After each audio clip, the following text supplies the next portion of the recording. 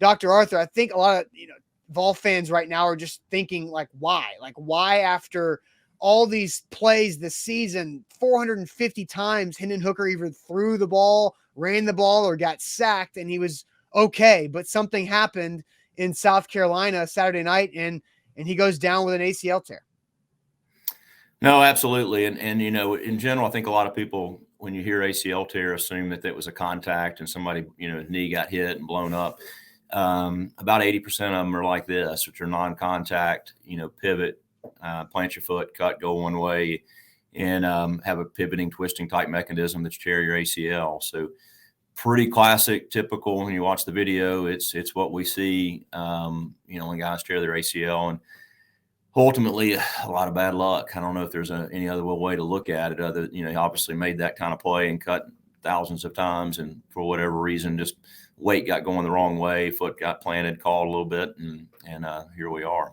Yeah. Is there a reason why, like you mentioned, just one time, one wrong thing and it goes? Because athletes do these type of things, whether it's off-season training and obviously in games and in practice every week. Why do things happen like this? Is it is it something that works its way up over time where it's going to happen at some point, or is it just a freak thing overall? No, I think it's more of a freak thing. I mean, it's not a weakness in the ACL that develops over time or, chronic stress or anything that way. Now, we do see things that make athletes more at risk, especially in the female athletes, but we'll try to train with hip strength and kind of body awareness and the way you cut and pivot and jump and things that way. And fatigue can play into it. But I think in this situation, it's more of just a freak accident that happens. What are some type of things that he could be doing physically to get ready for the draft and show NFL scouts that he is still worthy of taking with a draft pick? Yeah, I mean, obviously, he's going to have good care and good successful surgery and rehab, which will be really important. I mean, if you look at that timeline, I think he'll be fine getting out throwing the football. Will he be mobile and showing his athleticism and jumping and cutting in full speed? No.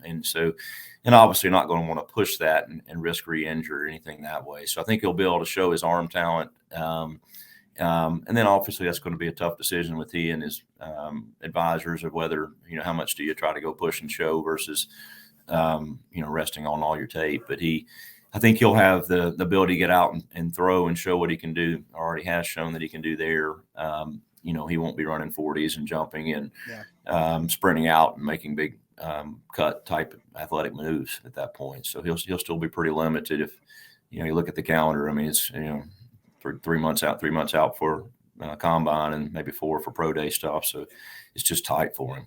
What determines a successful surgery for the ACL? Well, obviously the surgeon has to do his job, which is to put in a graft to make a new ACL. And then, at least half or more is the rehab side. And so how do you prevent re-injury and have 100% recovery is to regain full strength, mobility, and athleticism. And that's why this takes so long to recover from.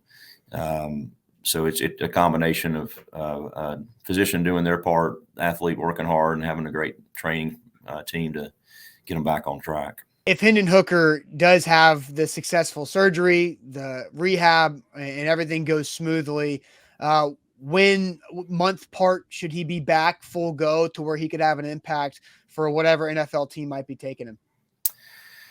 I mean, that's the other hard part. You start marching the calendar and, trying to be ready for the beginning of the NFL season is going to be difficult. I mean, 9 months is probably, a realistic target. But even then people usually aren't 100%. And most people are pushing out a year before they're getting to that point where you would say completely recovered. I mean, obviously Adrian Peterson's the one that sort of shattered a little bit of that, being back in 8 months and blowing up records. But usually around that 9-month mark would hope to be able to be, out being playing quarterback type activities.